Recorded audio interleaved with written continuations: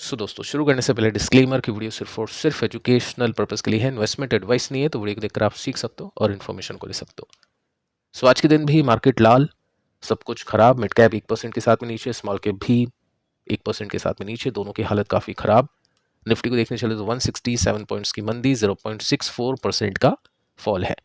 अब देखिए हाई की बात करें ना तो 26 तक भी निफ्टी नहीं पहुंच पाया, 980 तक का हाई था। निफ्टी बैंक भी काफ़ी निराश इन्वेस्टर्स को कर चुका है। एक्सिस बैंक काफ़ी गिरा आज के दिन, तो उसकी वजह से निफ्टी बैंक भी नीचे है। साथ में कंपनी के स्टॉक्स को देखें ना तो मैक्सिमम जो कंपनी के स्टॉक्स है वो आज नीचे आके बंद हो चुके हैं। तो इसका मतलब यह है कि हो सकता है, चांसेस काफ़ी हाई है कि इन्वेस्टर्स के पोर्टफोलियो आज निफ्टी से भी ज़्यादा गिरे होंगे। और ये जो मार्केट अभी चल रहा है ना, कितना खराब मार्केट हम बोल सकते हैं, इतना बोरिंग मार्केट हम बोल सकते हैं कि पोर्टफोलियो जब भी देखे लाल। इसी मार्केट के अंदर इन्वेस्टर्स सबसे ज़्यादा गलती करते हैं। देखो अभी पूरा मार्केट नीचे है, फंड इन्वेस्टर हो, बड़ा इन्वेस्टर हो, छोटा इन्वेस्टर हो, इंडेक्स इन्वेस्टर हो, किसी को कुछ पैसा नहीं मिल रहा है। आईपीओ इन्वेस्टर्स के जो भी लकी इन्वेस्टर्स उनके हाथ में पैसे लग रहे हैं, सोना चांदी में पैसे बना रहे हैं। बाकी इक्विटी की बात करें तो कुछ खास पैसा नहीं है। तो इन्वेस्टर ये सोचता है कि मेरी गलती है, मेरे स्टॉक खराब है, और वो बेचता है अच्छी कंपनी के स्टॉक को, हो सकता है कुछ खराब कंपनी के स्टॉक को खरीद लेता है। ये जो मार्केट है ना, इसके प्रभाव में आके काफ़ी इन्वेस्टर्स गलती करते हैं। वो चीज़ आपको नहीं करनी है। बेटर ये है कि पोर्टफोलियो को मत देखो, मार्केट को देखो, मार्केट को समझो, कुछ समझ में आता है पैसे लगाने हैं नहीं लगाने हैं, तब जाके पोर्टफोलियो को आपको ओपन करना चाहिए। साथ में सेक्टर्स को देख लेते हैं, ये भी काफ़ी खराब। निफ्टी रियल्टी सबसे नीचे है, सरकारी बैंक्स, आईटी अंडर परफॉर्म कर चुके हैं। क्या रीज़न है मार्केट के गिरने का? देखिए दोस्तों, रीज़न निफ्टी के पास में ही है। ये आप देख सकते हैं, यूएसडी 91 को क्रॉस कर चुका है। परसेंटेज में देखें ना तो यहाँ पे आप देखोगे तो 0.22% की तेजी बनी है। अब ये जो परसेंट है ना, करेंसी में बहुत ज़्यादा होता है। निफ्टी नहीं है, इक्विटी नहीं है, सोना चांदी नहीं है, करेंसी है। इतनी तेजी जब बन जाती है, ऑब्वियस है फिर रुपया उतना ही गिरेगा। तो मार्केट के अंदर से पैसे निकलते हैं, एफआईज का पैसा मार्केट के अंदर से निकलता है। रुपीस पहले भी गिरा था, लेकिन अब जो गिरा है वो काफ़ी तेजी से गिरा है। तो ये रीज़न है एफआईज का बेचने के पीछे का। दिसंबर में आज तक आप देखोगे ना तो डेटा आपको देखने को मिलेगा कि हर दिन एफआईज ने माल बेचा है। ना ही आपकी कोई मिस्टेक है, ना ही किसी और इन्वेस्टर की मिस्टेक है। मार्केट अभी के समय काफ़ी ख़राब है, तो पोर्टफोलियोज को भी उसी तरह का परफॉर्म करना पड़ेगा। आप देख सकते हैं यहाँ पे मेजर जो रीज़न है वो यही है कि रुपीज़ का गिरना, उस वजह से एफआईज ने पैसे निकाले हैं और मार्केट नीचे। ठीक है, तो ये रीज़न है सबसे बड़ा। साथ में हम ये देखते हैं कि आगे चल के किस तरह की एक्सपेक्टेशंस की जा सकती है। बोला दोस्तों ये जा चुका है, जो कि मैं आपको कल के वीडियो में भी बता चुका था कि 2026 कैसा होगा। काफ़ी लोग ये सोच रहे हैं, साल चेंज होता है, डेट चेंज होती है, सिचुएशन चेंज नहीं होती है। साल बदलने से सिचुएशन नहीं बदलती है। यहाँ पे यही बोला गया है कि वॉलेटिलिटी एक्सपेक्टेड टू रिमेन ऊपर बहुत ज़्यादा होगी। करेंसी का जो फ्लक्चुएशन है वो काफ़ी ज़्यादा देखने को मिलेगा, और उसकी वजह से मार्केट के अंदर काफ़ी कुछ इस तरह का प्रभाव देखने को मिल सकता है। एफआईएस का जो इनफ्लो है वो काफ़ी मतलब अनसर्टेन है, होगा नहीं होगा पता नहीं है। अगर रुपीज़ स्टेबल नहीं होता है तो एफआईएस पैसे निकालेंगे और मार्केट को इसी तरह की सिचुएशन फेस करनी पड़ेगी।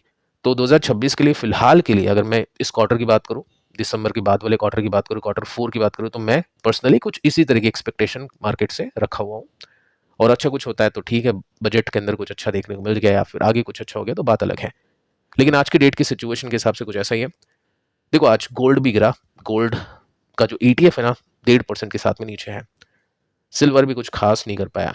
गोल्ड एंड सिल्वर के अंदर क्या क्वेश्चन ये बन सकता है कि रिवर्सल आ गया है क्या वापस से? जो इन्वेस्टर है, जो गिरावट के अंदर बाइंग करना चाहते हैं या जो खरीद चुके हैं प्रॉफिट को बुक करना चाहते हैं, मन में क्वेश्चन ये आता है उनके कि जब भी कुछ गिरता है तो क्या उसको रिवर्सल देखे क्या? ऐसा कुछ नहीं खरीदना बेचना है, जस्ट मैं आपको सिखा रहा हूँ। देखो 1% की गिरावट ऑल टाइम हाई से कोई रिवर्सल नहीं होता है, रिवर्सल नहीं होता है। ठीक है, साथ में आप ये देखोगे तो आज गिरने के पीछे का रीज़न है कि गोल्ड प्रेशर में था, क्योंकि रशिया यूक्रेन के बीच में जो पीस डील है उसका बज़ है, मतलब हो सकती है ऐसी, और अगर नहीं हुई तो वापस से सोना ऊपर। ठीक है, तो ऐसा कुछ नहीं है, रिवर्सल आपको यहाँ पे देखने को नहीं मिला है, थोड़ी सी प्रॉफिट बुकिंग बताई जा रही है। ठीक है, आगे चलते हैं, निफ्टी की सिचुएशन को देखते हैं। जैसा कि हमने देखा था टेक्निकल चार्ट के अंदर कि निफ्टी अपने रेसिस्टेंस को तोड़ नहीं पा रहा था। ये हमने निफ्टी की पहले से ही रेसिस्टेंस की रेखा बना रखी थी स्टडी पर्पज से, कोई लेवल यहाँ पे नहीं है। तो 2 दिन तक इसी रेसिस्टेंस पर निफ्टी ने हिट किया, लेकिन उसको तोड़ा नहीं। इट मीन्स रेसिस्टेंस पे प्रॉफिट बुकिंग। आज ऐसी न्यूज़ आ गई रुपीज़ गिरने की, तो ऑब्वियस वहाँ से सेलिंग देखने को मिली है। सपोर्ट की बात करें तो इस लाइन के हिसाब से मार्केट चल पड़ता है। तो अगर मार्केट को नीचे गिरना है तो ये जो लाइन है ये सपोर्ट बन सकती है। ठीक है, आगे चलते हैं। अब एक जो सबसे बड़ा ट्रिगर है ना मार्केट के अंदर, जो अब से प्ले करना शुरू कर देगा, विच इज बजट। बजट आने से पहले ही स्टॉक के जो प्राइसेस हैं वो चलना शुरू कर जाते हैं। ऐसे स्टॉक्स जिनको बजट से फायदा होने की एक्सपेक्टेशंस हैं, कौन कौन सी कंपनीज होती है उसको चेक करते हैं। वैसे सबसे पहले एक्सपेक्टेशन देख लो कि क्या एक्सपेक्टेशंस यहाँ पे सेट कर रखी है। सो इंडस्ट्री को लेकर, या इंडस्ट्री हम बोल सकते हैं, जो हम जैसे इंफ्रा बोल सकते हैं, ये सब चीज़ें होती है जो काफ़ी ज़्यादा इंपॉर्टेंट होती है बजट के अंदर। तो इसको लेकर 12% की हाइक की एक्सपेक्टेशंस है।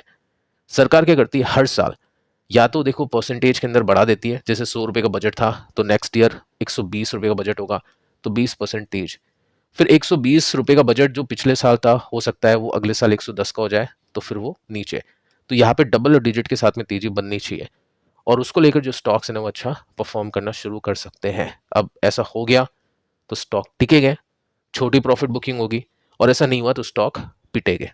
कौन कौन सी कंपनीज होती है जो फोकस में होगी? L&T सिंपल सा नाम है, ये 5 साल का चार्ट आपके सामने है, 216% के रिटर्न है, बट कुछ है नहीं इसके अंदर, क्योंकि जब बजट आता है ना तो ये नॉर्मली ऑल टाइम हाई पे मिलता है, तो सब कुछ इसमें कैप्चर्ड है। रेलवे सेक्टर को देख सकते हैं, उसके अंदर कुछ कंपनीज है जो नीचे अवेलेबल है, 5 साल के रिटर्न 1200% के, और स्टॉक अभी ऊपर से काफ़ी नीचे है। लेकिन देखिए रेलवे को लेकर पिछले साल तो कुछ था नहीं, इस साल होगा क्या पता नहीं है। रेलवे में क्या होता है, कुछ कंपनीज ऐसी होती है जिनके नंबर्स अच्छे नहीं है। आरवीएनएल की बात करें, वैल्यूएशन ऊपर 56 का पी, रिजल्ट कैसे थे, अच्छे नहीं थे, प्रॉफिट गिरा था, मार्जिन गिरा था। ठीक है, फिर कुछ ऐसी भी कंपनीज होगी जो सही नंबर्स पेश कर चुकी है। इरकॉन 23 का पी रेशियो है, रिजल्ट कैसे थे, ईपीएस बीटन बाय 45%। यानी कुछ कंपनीज आपको ऐसी मिलेगी जो अच्छी थी इस क्वार्टर के अंदर, कुछ कंपनीज आपको ऐसे मिलेगी जो खराब थी। आपको अच्छी कंपनी को चुनना है, वो भी नहीं कर सकते इन्वेस्टर, और उसको इन्वेस्टर का मतलब रेलवे कंपनीज में इन्वेस्ट करना है तो सिंपल सा काम है, जो इंडेक्स बना रखा है उसको खरीद लो। Groww Nifty India Railways ETF, उसका ईटीएफ आता है, जो रेलवे इंडेक्स जिस तरह से परफॉर्म करेगा उस हिसाब से ये परफॉर्म करेगा। अगर रेलवे इंडेक्स गिरेगा तो ये भी गिरेगा, अगर चलेगा तो ये भी चलेगा। ठीक है, तो इसके टेक्निकल्स को देखें तो फिलहाल तो अभी नीचे जा रहा है क्योंकि रेलवे कंपनीज खराब परफॉर्म कर रही है। इस सपोर्ट को भी माने हम तो फिर भी 5% नीचे है, तो सपोर्ट के आसपास इन्वेस्टर्स की कोशिश होगी जो भी कॉन्ट्रा बैट या फिर बजट के ऊपर प्ले करना चाहते हैं। ठीक है, तो इस तरह की चीज़ें अभी आप देखोगे मार्केट के अंदर, क्योंकि बजट की जो न्यूज़ है ना आउटकम आना शुरू हो जाएगा कि क्या क्या बोला जा रहा है, सरकार कैसी बातें करी या फिर किस तरह की एक्सपेक्टेशन सेट हो चुकी है सरकार से। अब बात करते हैं एक ऐसी कंपनी को लेकर जिसका स्टॉक इस मार्केट के अंदर भी काफ़ी अच्छा परफॉर्म कर चुका है, बुलिश ट्रेंड था, साथ में वॉल्यूम्स भी काफ़ी मैसिव थे। कंपनी का जो नाम है वो है मीशो। क्लोजिंग है 5-6% के आसपास की, लेकिन ये 190 तक चला गया था, आई थिंक 10% ऊपर चला गया होगा, और लॉसेज है कंपनी को, प्रॉफिट है नहीं। तो अपन नहीं देख सकते हैं कि वैल्यूएशन क्या है, कैसे कंपैरिजन करें, किसके साथ में कंपैरिजन करें। जैसे आईसीआईसी एसेट मैनेजमेंट कंपनी का कंपैरिजन हमने किया था, वैसे अपन नहीं कर सकते इसमें। ठीक है, तो वो एक रिस्क फैक्टर है। तो प्योरली टेक्निकल्स के हिसाब से अब इन्वेस्टर्स इसको देखना पसंद करेंगे। तो आगे चलते हैं और इसके अंदर हम देखते हैं कि आज हुआ क्या। लिस्टिंग के बाद में एक नया हाई कंपनी के स्टॉक ने बना दिया है। पिछले पास ट्रेडिंग सेशंस के अंदर स्टॉक 71% ऊपर जा चुका है, क्योंकि 50% तो इसने लिस्टिंग डे पे कमा के दिए थे, उसके बाद में और ऊपर जा चुका है। काफ़ी इन्वेस्टर्स ने बुक किया होगा, जो कि ठीक है, कोई दिक्कत नहीं है। काफ़ी इन्वेस्टर्स ने ट्रेल किया होगा, जो स्ट्रैटेजी होती है इन्वेस्टर्स की, जो मैं आपको बता देता हूँ काफ़ी बार कि ये स्ट्रैटेजी होती है कि जो सपोर्ट होता है वो, अब जैसे देख सकते हैं यहाँ पे सपोर्ट तोड़ा था तो स्टॉक बेचा होगा। बाकी चलो ठीक है, एक ट्रेंड के अंदर स्टॉक फंसा हुआ था, जो कि ये सपोर्ट है, ये रेसिस्टेंस है। आज के दिन इसने इसको ब्रेक कर दिया है। जो कल हमने डिस्कशन किया था कि जब तक ब्रेक नहीं करे जब तक हम ट्रेंड का पता नहीं लगा सकते हैं। सो ट्रेंड रिवर्सल इसमें हो चुका है, टेक्निकल पॉजिटिव हो चुके हैं, फंडामेंटल का देखो कुछ अता पता नहीं है, ना ही वैल्यूएशन का कंपैरिजन कर सकते हैं, ना ही क्वार्टर के रिजल्ट हमने देखे। वॉल्यूम को देख लेते हैं, तो लिस्टिंग डे पर तो वॉल्यूम ज़्यादा होते हैं, उसको हटा देते हैं। बाकी पिछले वॉल्यूम के कंपैरिजन में आज वॉल्यूम इसमें ज़्यादा थे। नेगेटिव पॉइंट क्या है कि इसमें ऊपर जाने के बाद में काफ़ी बड़ी पिटाई हुई इसकी, ऊपर जाने के बाद में काफ़ी माल बेचा। इसका मतलब आसानी तो नहीं है, इसको आसानी से तो नहीं जाएगा ऊपर, क्योंकि ऊपर सेलर्स काफ़ी ज़्यादा एक्टिव हैं, जैसे ऊपर जाएगा इसको बेचा जाएगा। अब ऐसे में क्या हो सकता है, इन्वेस्टर्स की जो स्ट्रैटेजी क्या होती है, चलो ब्रेकआउट कर दिया, ठीक है, इन्वेस्टर्स ने यहाँ पे खरीद लिया, स्टॉप लॉस क्या होगा, यही लाइन जो रेसिस्टेंस की थी इसके नीचे अगर आ जाता है और नीचे टिकता है, आपको लगता है कमजोर है, तो वो स्टॉप लॉस होगा। बाकी ठीक है, चलने दो, जितना चलता है वो रणनीति इन्वेस्टर्स ऐसे में बनाते हैं। जस्ट मैं आपको सिखा रहा हूँ कि ब्रेकआउट्स को किस तरह से देखते हैं, ऐसा कुछ नहीं है कि आपको स्टॉक खरीदना बेचना है, ठीक है। सो ये सिचुएशन अभी के समय इस कंपनी के स्टॉक में देखने को मिल रही है। बाकी जो भी कंपनी रिवर्सल आपको करके देगी उसके ऊपर भी आप ये जो स्टडी है वो अप्लाई कर सकते हैं।